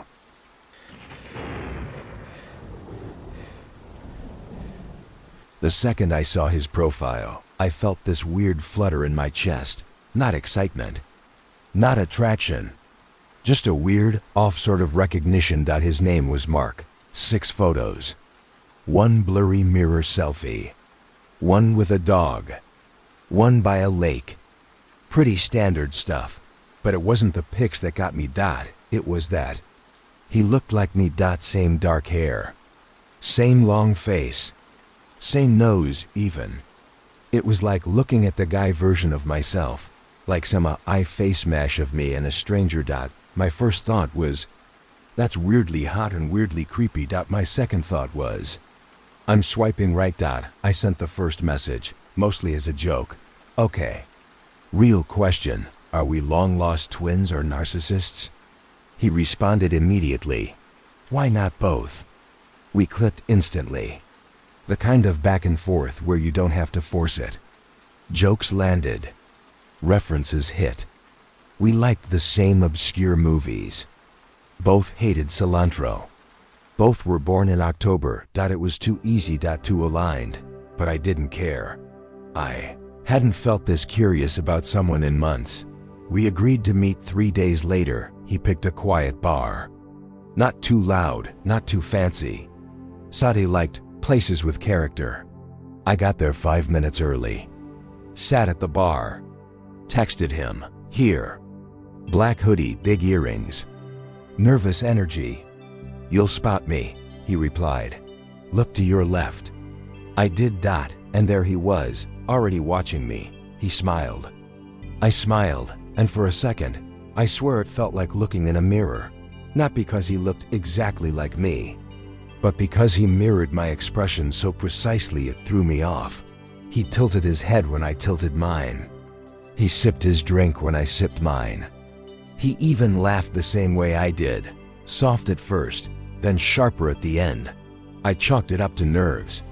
Or coincidence, but I couldn't ignore it. We talked for hours. The conversation never dipped. He remembered everything from our chats, not just the big stuff. Like where I worked or my favorite books, but weird. Offhand things I barely remembered saying.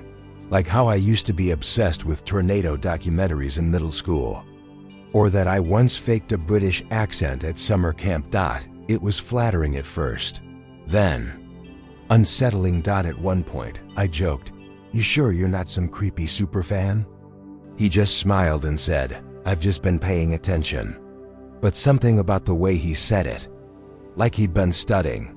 The first real red flag happened in the bathroom. I went to pee after our second round of drinks.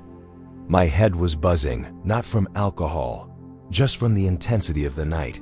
When I came back, he was still at the table, but something was different. I couldn't explain it. His posture had shifted. His expression was blank, like he was rebooting. It was only for a second, but it gave me full-body chills. Everything okay? I asked. He blinked, then smiled.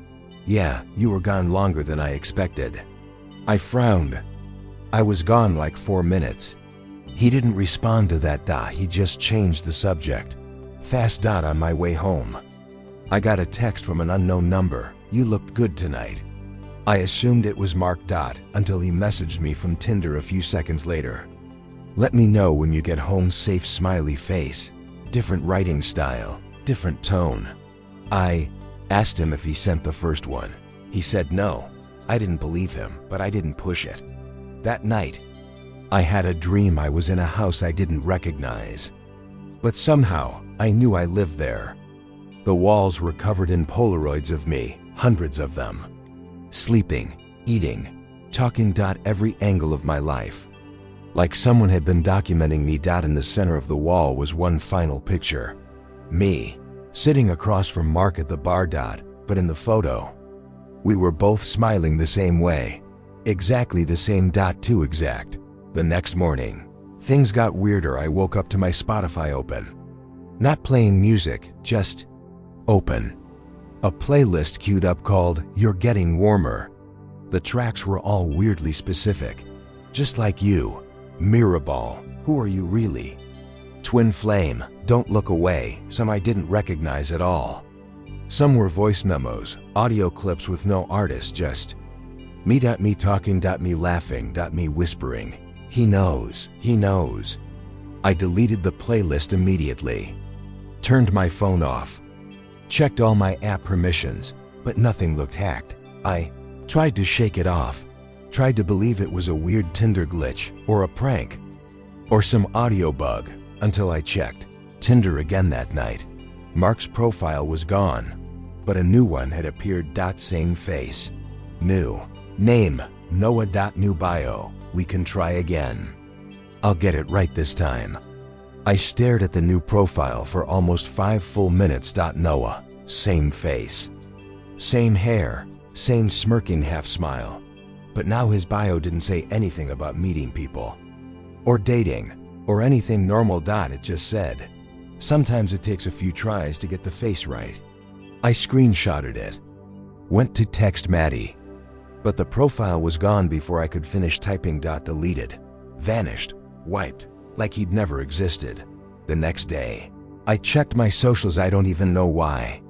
Something about that bio stuck with me. Get the face right.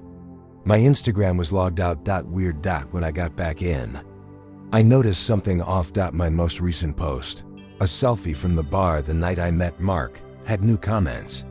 But not from people I knew, just one, from an account named @MeBoBetter. It said, you should have said yes.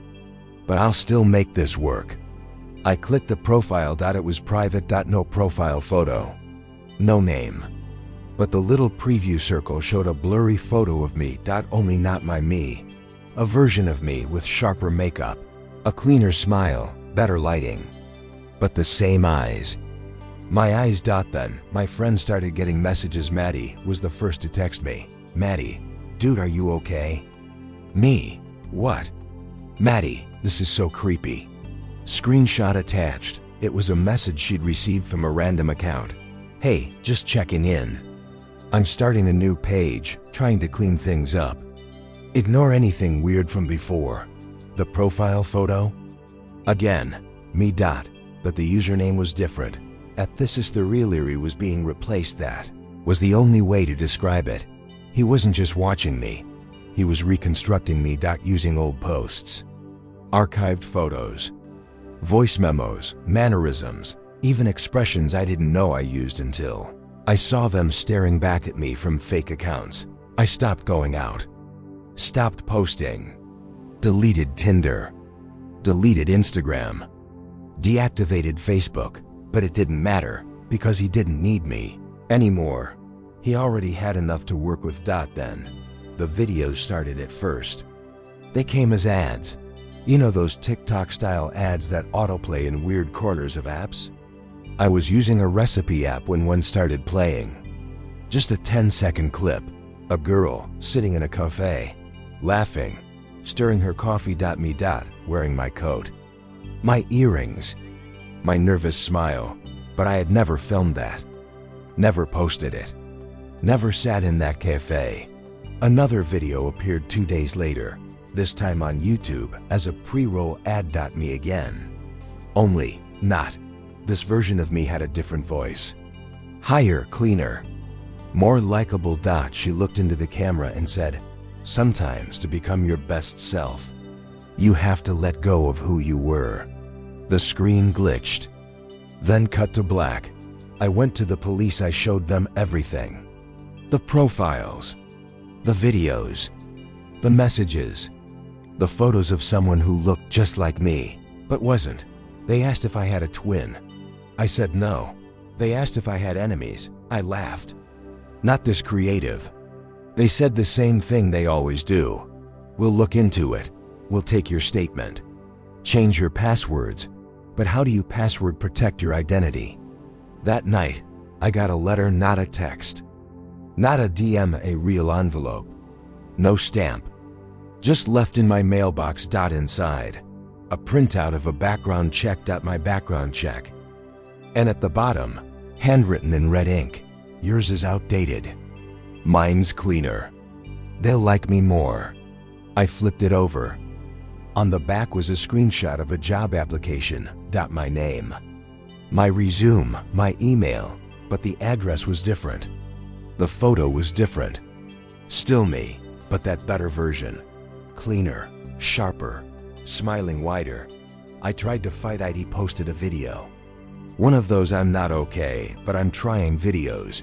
Talked directly to camera. Told the story. Described everything.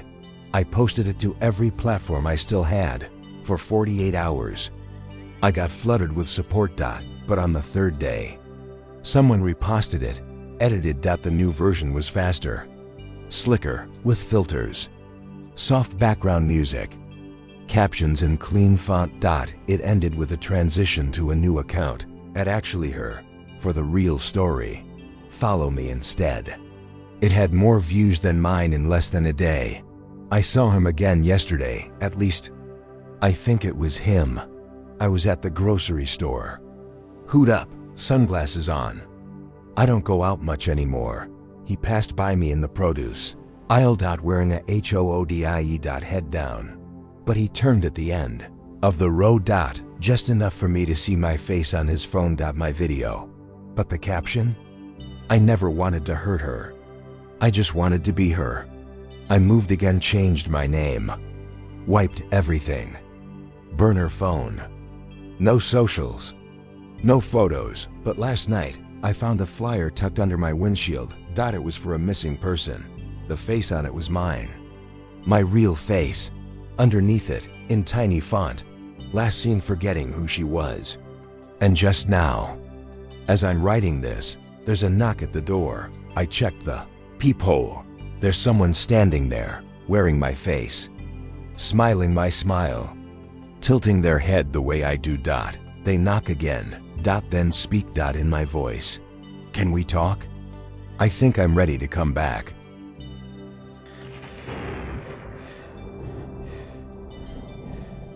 I matched with her on a Thursday night. Around 11:30 p.m., the app buzzed like it always did. A bright red "It's a match" banner across the top.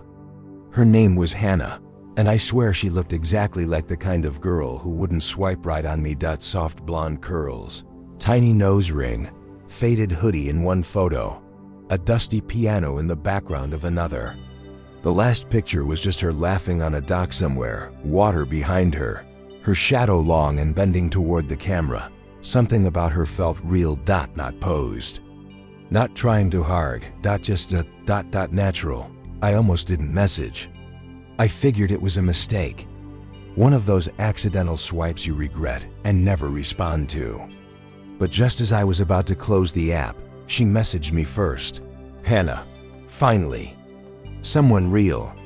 I stared at that for a second. It felt too on. The dash knows. Me. "You read my mind." "Hannah, it's a weird time to be meeting people, huh?" "Me. Weirder than usual, yeah." "Hannah, you ever get the feeling some people on here aren't really people?" I didn't answer that for a few seconds. She followed up, Hannah. Like, they're just old conversations. Playing out again. That gave me a chill, not in a creepy way, more like déjà vu. I'd felt that before. Like sometimes on Tinder, people don't seem fully present. Like they're going through the motions. Or they're scripted.me. Okay, now you're just trying to creep me out, hello. Hannah. Not trying. Just asking. Hannah, want to talk somewhere else? That was fast. I moved this to text. She gave me her number. It didn't have a profile pic, and the name just came through as H. But the conversation felt easy. Familiar even. She didn't ask a ton of questions. Didn't try to flirt. It was just warm. I remember lying in bed with the lights off, staring at the soft glow of her messages, feeling like I knew her. Then she asked, Hannah, where are you right now? I told her the truth, curled up in my dark apartment, eating cereal straight from the box and pretending I didn't have work in 6 hours. Hannah, you keep your blinds open? That stopped me. I sat up. I did keep my blinds open. Not wide, but cracked. I liked hearing the city outside my window, especially when it rained. Me. Yeah, why? No response. I stared at my phone, waiting for the dots to pop up. They didn't. Then I heard something. A knock. Not on my front door. On my bedroom window. I live on the 2nd floor. My stomach dropped. I didn't move. Just sat there, cereal halfway to my mouth, holding my breath. It didn't knock again. No footsteps. No whispering. Nothing. I slowly crept to the window and peeked through the blinds. Nothing. Street empty. Sidewalk dry. I messaged her again. Me. Was that you? I waited. Still nothing. But the read receipts turned on. She saw it. Still no response. Then. Finally, Hannah. Sorry, bad joke. Forget I said anything. I should have blocked her right then. Or called someone. Or just stopped. But I didn't. Things got worse the next day at lunch. I was scrolling Twitter and saw something weird. Hannah's face. Same.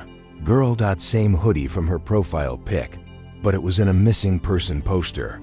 The tweet said, please share. Hannah Riley, 24, missing since August. Last seen walking home alone near Lakeview. I froze. That wasn't possible. I went back to Tinder. Her profile was gone. I checked my messages. Still there. Her number? Still active. I opened Google and typed her name. The first result was a news article from 7 months ago. Search ends for missing woman believed drowned in Lakeview. Body never recovered. Case closed. I closed my laptop and just sat there. Pulse pounding in my ears. There was no way I matched with someone who had been dead for half a year. That night. She texted again. Hannah, do you ever think about disappearing? I stared at the screen. Me. Where are you right now? Hannah, here. Just not all at once. Hannah, you saw the article, didn't you? My hands were shaking. Me. What is this? Hannah, I'm just trying to finish the conversation. And then she sent a photo, black and white, blurry. Looked like it had been taken from the back of her room. At first. I couldn't make it out. Then I realized it was me. Sitting at my desk. Taken from inside my apartment. The photo she sent me, the blurry, black and white one. I kept telling myself it was fake. A filter. A trick of the light. A screenshot from some old video I forgot I recorded. Anything but what it obviously was. A picture of me taken from inside my apartment when I hadn't noticed anyone there. I zoomed in until the pixels fell apart. The desk lamp glow. My own hunched posture. The back wall behind me. But in the reflection on my screen, on the glossy black surface. I swore I saw the shape of someone else. Someone standing behind me. Felt something hollow out inside my chest. Me. Where did you take this? Hannah, I don't remember. Hannah, but I know I didn't mean to scare you. Hannah, not yet. Not yet. I dropped my phone onto the bed like it burned me. Something was wrong. Not ghost story wrong. Not paranormal TikTok nonsense wrong. This was something quieter. Something that lived inside the wires, like she was glitching, like she was stuck. Tried calling the number, I don't know why. Maybe I wanted proof it was a person. A real human. A prankster, someone I could yell at. Someone I could report. The phone rang twice. Then the line clicked, but no one spoke. Just sound. Like wind. Like distant water. Like the low, warbly hum of a microphone in a room with no furniture. And under all that, a voice, barely there. Scratchy, submerged, whispering something that sounded like my name. I hung up so fast my hand stung. Later that night, she texted again, "Hannah, I need to show you something." I didn't answer. My whole apartment felt wrong, heavy, like someone was standing in the corner, just beyond my vision. She sent another message, "Hannah, I wasn't supposed to leave. Hannah, people don't disappear all at once. They fade. Hannah, piece by piece. Hannah, you ever feel like that?" I shook my head, even though she couldn't see me. Even though I wasn't sure I was saying no to her or to myself. At 3:26 a.m., my phone lit up another picture. My bedroom door. Taken from ground level, like the camera was placed on the floor. The door was open in the photo. I looked at my real door. It was closed. I locked it before bed. How did she get a picture of it open? Before I could think, another image came through. My hallway, dark, empty, shot from knee height. Then another, closer to my room. Then another. The camera, right outside my bedroom door. And then a final picture of me, sleeping, taken from inches away. My breath hitched so hard I almost choked. There was a faint outline next to my body. Not a person, more like a shadow burned into the image, a stain, an absence, something that left a shape without a body. I texted back with trembling fingers, "Me, what do you want from me? Hannah, I want you to understand. Hannah, when I disappeared, I didn't go anywhere. Hannah, I stayed right here. Hannah, in the places people forget to look. Hannah, in the leftover pieces. Hannah, and you matched with me. Again. Hannah, so now you can help." I didn't respond. Coldn, single quotes. The next day, I tried to delete everything, the app, her number, the photos, all of it. But every time I tried, the screen froze for a split second. Just long enough for me to see something flicker in the corner, a face, her face, eyes open, staring straight at me. Not smiling, not blinking. Just watching. I finally drove to the police station. I brought everything. My phone, the screenshots, the photo from my bedroom, the missing person report, everything. The officer barely glanced at the images. "Looks like Photoshop." "It isn't," I insisted. "She's messaging me. Scammers use burner numbers," he said. "Ignore it." I slammed my palms on the counter. "She's supposed to be dead." That got his attention, but not in the way I wanted. He squinted at the missing poster. "This case is closed. You sure this isn't some weird LARP thing? A role play?" I walked out before he could finish. I wasn't crazy. I wasn't imagining the photos, the calls, the knock at my window. Someone, or something, wearing the shape of this missing girl had pulled me into its orbit, and it wasn't letting go. That night, the knock returned, not on the door, not on the window. It came from inside the wall. 3 taps. Soft, steady, patient. Like someone trapped in the drywall. Like someone asking to be let out. My heart hammered in my chest. I turned on every light in my apartment. Sat in the middle of the living room with my phone in my lap. It buzzed. A new message from her number. "Hannah, I'm not in the lake. Hannah, I'm not in the grave they picked for me. Hannah, I'm in the last place I felt seen. Hannah, and you saw me again. Hannah, So now I'm staying with you. Another buzz. Hannah. Turn around. I didn't. I couldn't. My breath went tight and thin. Like someone's hands were already on my throat. Buzz. Hannah. Please turn around. Buzz. Hannah. Please don't make me do it myself. The room felt colder. The shadows felt heavier. Something shifted behind me, a soft, dry shuffle against the carpet. I squeezed my eyes shut, but that made it worse. Because in the dark behind my eyelids, I saw her face, smiling, that soft, lake-lit smile from her Tinder photos. Only now her pupils were wrong. Too wide, too deep. Like pits in the earth. I opened my eyes. Another message. Hannah, thank you. There was a pressure on my shoulder, faint, like fingertips. I jerked forward and spun. Around nothing. Just the empty room, but the air smelled like lake water, cold, algae tinted, rotting. At the edges, the final message came. At 6:14 a.m., just as the sun started rising. Soft gray light filling my apartment. Hannah, don't delete the app. Hannah, I still need someone to match with. Then, Hannah, you'll be missing soon too. And finally, Hannah, I'll help you fade.